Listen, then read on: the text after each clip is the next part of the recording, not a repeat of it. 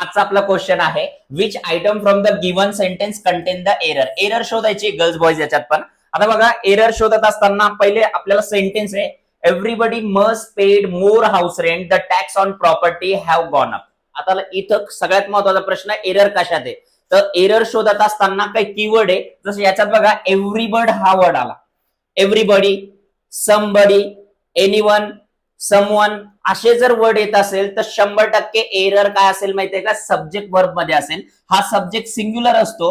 जर subject singular असेल तर येणारा वर्ब काय पाहिजे, सिंग्युलर पाहिजे. मग तुम्हीच सांगा इथं वर्ब आपला सिंग्युलर आहे का बाबांनो.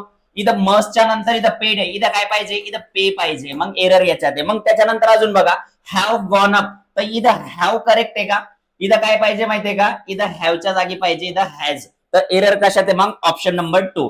तर आपल्याला काय कळालं, somebody, nobody, anybody, someone, anyone असे जर वर्ड असेल तर सब्जेक्ट त्याचा काय असेल माहितीये का, तो सिंग्युलर असेल आणि येणारा वर्ब काय असेल, सिंग्युलर असेल.